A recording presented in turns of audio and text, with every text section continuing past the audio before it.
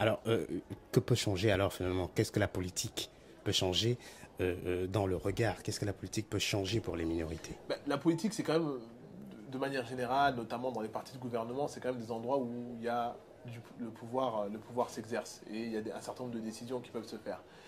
Si telle ou telle politique publique comment ça s'appelle, est décidée, c'est bien qu'à un moment donné, elle émane d'une politique.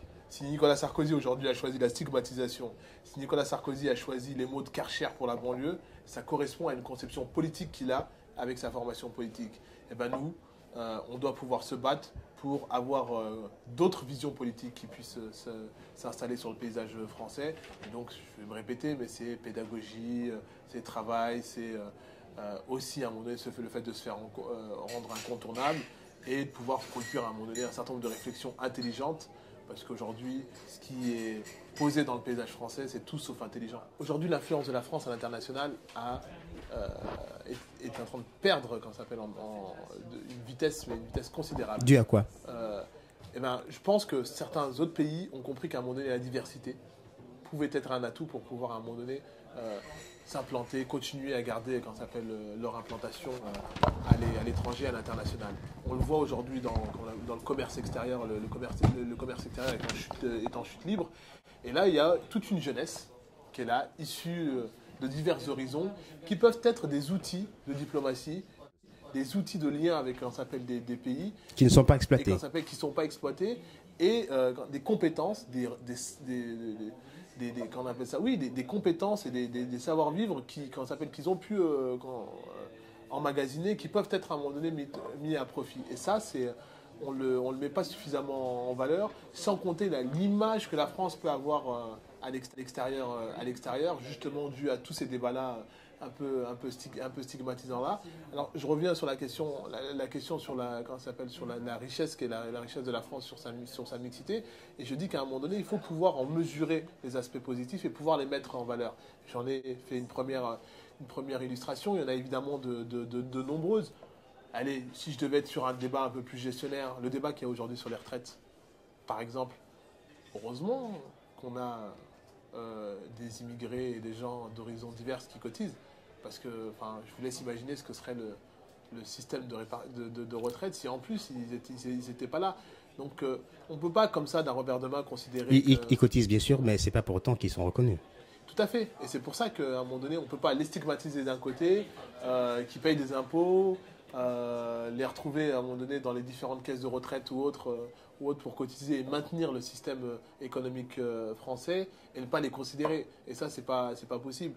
Donc, il faut qu'on soit conscient à un moment donné de tout ça et qu'on puisse le mettre en valeur et travailler à faire en sorte qu'à un moment donné, non seulement on en prenne acte, parce que de toute façon, il faut pouvoir en prendre acte, mais que ça se traduise dans les politiques publiques, ça se traduise dans les faits. Et encore une fois, on risque de me répéter, mais que dans 10, 20 ans, on ne soit plus sur ces questions-là, je l'espère. Quelle place a le continent africain pour vous? Pour moi, il y a une place importante. Une place importante d'abord parce que je suis originaire de l'Afrique. Deuxièmement, enfin, deuxième niveau de la fusée parce que moi, je supporte en tant que militant, mais ça, c'est pas parce que je suis originaire. J'ai beaucoup travaillé sur les questions de solidarité internationale, de lien avec l'Afrique.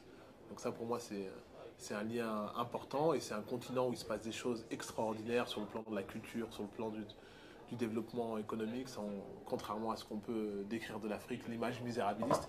Il y a des dynamiques positives sur un plan économique qui se passent, il y a des choses vraiment extraordinaires. Il y a des pays qui ont su préserver leur culture et ça, c'est vraiment, vraiment, vraiment important. Et il y a en même temps aussi des choses assez négatives, notamment sur le terrain de la pauvreté ou autres qui s'y passent. Et ça aussi, on ne peut pas y rester insensible. Donc voilà, donc tout ça me lie à l'Afrique.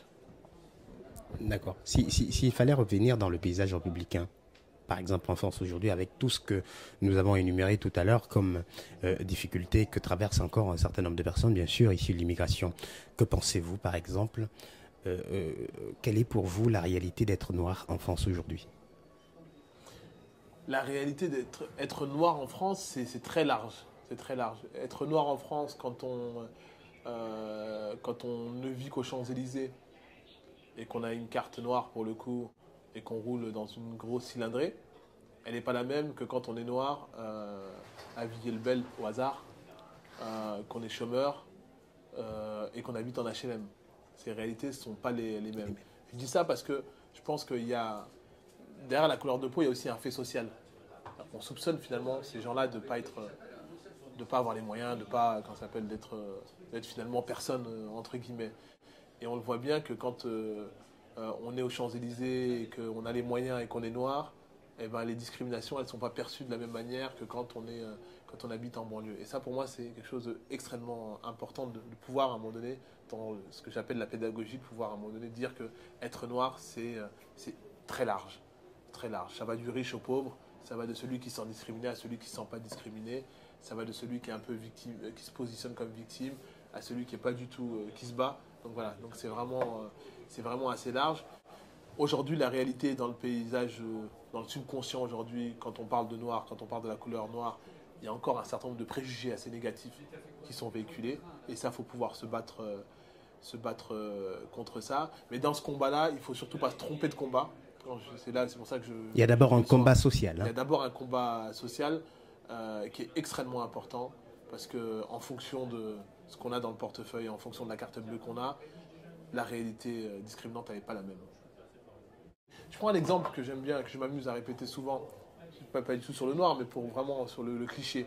Qu'est-ce qui est le plus gros cliché aujourd'hui, disons-le très clairement en France, c'est l'homme avec la barbe d'origine maghrébine et la femme voilée de la tête aux pieds avec la burqa. Ça, c'est le cliché, entre guillemets. Le cliché qui fait peur. Qui fait peur. Et bien là, si vous transposez la mécanique que je viens de vous faire là tout de suite là, par rapport aux Noirs, selon qu'ils soient aux Champs-Élysées et qu'ils soient en banlieue, vous prenez cette même mécanique-là et vous prenez celui qui vient des Émirats Arabes Unis, qui arrive en jet privé avec sa femme voilée de la tête aux pieds, lui barbu, ne parlant pas un mot de français, arrivant avec une voiture qui est déjà dans l'avion et qui descend et qui va aux Champs-Élysées et pour lequel on ferme un magasin et qu'on accueille à bras ouverts. Et ce maghrébin en banlieue avec la barbe. Vous voyez bien que le traitement n'est vraiment pas le même. Il y en a un d'un côté qu'on va accueillir les bras ouverts, à qui on ne va jamais expliquer que c'est pas normal que sa femme marche avec une burqa, et un autre à qui on va expliquer que... Une loi d'ailleurs qui vient de passer. Tout à fait. Donc voilà, on voit bien les réalités sont vraiment pas les mêmes en fonction des moyens et de là d'où l'on vient, même si on a la barbe et on est d'origine maghrébine. Et c'est pour ça que je parle de questions sociales. Alors je vais revenir un petit peu sur vos origines, si vous êtes d'accord. Alors est-ce que vous avez des liens par exemple avec l'Afrique aujourd'hui? Oui, moi déjà j'ai un... Si oui, lesquels par exemple? J'y vais d'abord régulièrement. D'accord. Je suis originaire du Mali, donc je vais régulièrement... Et si je vous disais de me dire une petite phrase en malien? En soninké, donc en soninké. En soninké, voilà. Ramoro, donc Ramoro ça veut dire vous allez bien. Qu'est-ce que je pourrais vous dire en soninké? Qu'est-ce que vous voulez que je vous dise en soninké? Par exemple que quoi qu'il en soit dans ce paysage républicain, nous y sommes et nous resterons. C'est un peu long. Je vais casser le soninké. Ceux qui comprennent bien le soninké vont rigoler. Mais la droga kadjemane, il faut qu'on a fait on a kati odorani kita. Ce qui veut dire exactement. Tant qu'on est dans ce pays-là, il faudra qu'on se batte pour avoir nos droits. Ali Soumaré, je vous remercie. Très bien, merci à vous.